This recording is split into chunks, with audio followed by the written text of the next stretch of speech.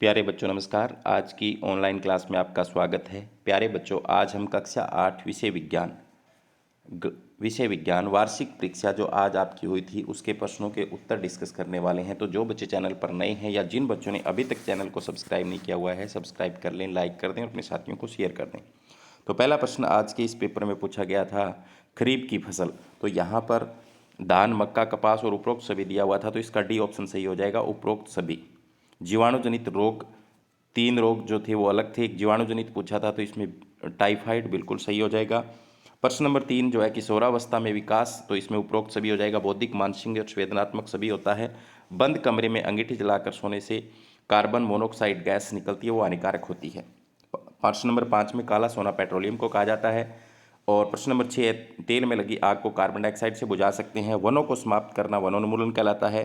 प्रश्न नंबर 8, जो पिंड दूसरी वस्तुओं के प्रकाश से चमकते हैं, यहाँ पर इसका आएगा सी ऑप्शन, प्रदीप्त पिंड या अदीप्त पिंड। यहाँ पर प्रदीप जो दे रखा था, अदीप्त पिंड आएगा। वैसे तो यहाँ पर प्रदीप लिखा हुआ था तो ये आपको करना था, और नोमा जो था उसका प्रश्न नहीं दिया गया था तो इसका आपका बोनस हो जाएगा।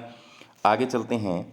नर एवं मादा युग्मक मिलकर बनाते हैं युग्मनज।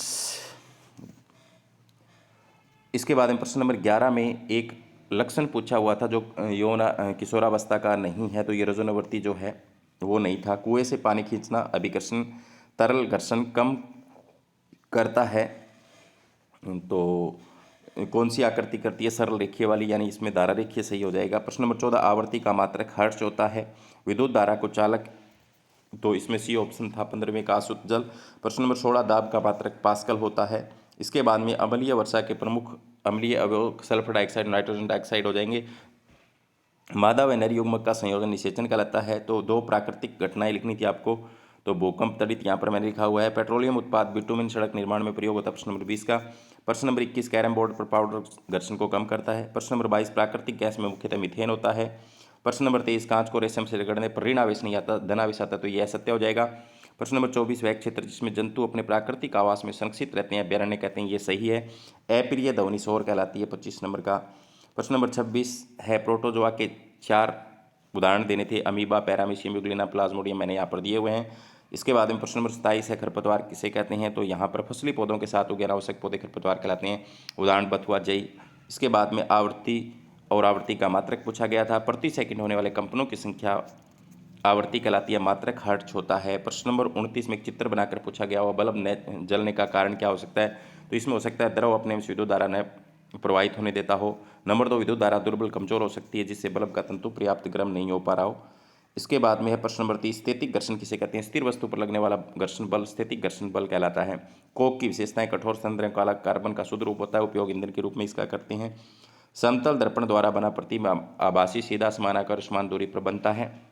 ज्वलन ताप किसे कहते हैं? वह न्यूनतम ताप जिस पर कोई वस्तु आग पकड़ ले ज्वलन ताप कहलाता है।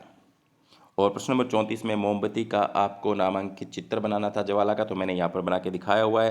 प्रश्न नंबर 35 जो है सूक्ष्म जीव के हानिकारक प्रभाव लिखने थे, तो मैंने यहाँ पर लिखे हुए हैं। इसके बाद में प्रश्न नंबर 36 जो है उसमें कायांतरण की परिभाषा पूछी गई थी, उदाहरण पूछा गया था, तो ये भी मैंने यहाँ पर लिख करके आपको दिखाया गया है, आप पढ़ लेना इसका आंसर। इसके बाद में प्रश्न नंबर 27 है, क्योंकि जीवाश्म ईंधनों को समाप्त होने वाले ईंधन क्यों माना जाता है? तो इसका आंसर भी मैंने यहाँ पर अच्छे से लिखा हुआ है। प्रश्न नंबर 38 है, हमें कागज़ की बचत क्यों करनी चाहिए? तो इसका आंसर मैंने यहाँ पर दिया हुआ है, कागज़ की बचत करनी चाहिए क्योंकि वन बचा सकते हैं मगर कागज़ की बचत करेंगे, तो इसका आंसर आप पढ़ लेना। इसके बाद में 39वें का आंसर भी मैंने यहाँ पर लिखा हुआ है, और थोड़ा सा आगे चला गया, मैं दोबारा से ले आता हूँ वहीं पर। 39 में यौनार में होने वाले शारीरिक परिवर्तन, तो मैंने यहाँ पर लिखे हुए हैं। 40वां पेशीय बल की परिभाषा और उदाहरण पूछे गए तो मैंने यहाँ पर लिखा हुआ है। प्रश्न नंबर 41, पीटने के कारण लगने वाला पेशीय बल जो कि एक संपर्क बल है, तो वस्तु के आकार में परिवर्तन कर देता है। और 42 नंबर में विद्युत लेपन की परिभाषा पूछी गई थी, क्रियाविधि पूछी गई थी, तो मैंने यहाँ पर इसको शॉर्ट में आपको समझा दिया है, ठीक है। इसके बाद में फसल उत्पादन के विभिन्न चरण पूछे थे, तो आपको इनका वर्णन करना था। और प्रश्न नंबर 44 के अंदर आपसे आँख का चित्र बनाकर उसका वर्णन करने को कहा गया था, तो चित्र मैंने आपके सामने यहाँ पर दिखाया हुआ है। तो इस तरीके से आपसे यहाँ पर 43 प्रश्न पूछे गए थे, तो आप यहाँ से अपने आपका मूल्यांकन कर सकते हैं, आपको कितने नंबर प्राप्त हो रहे हैं आज के पेपर में। धन्यवाद।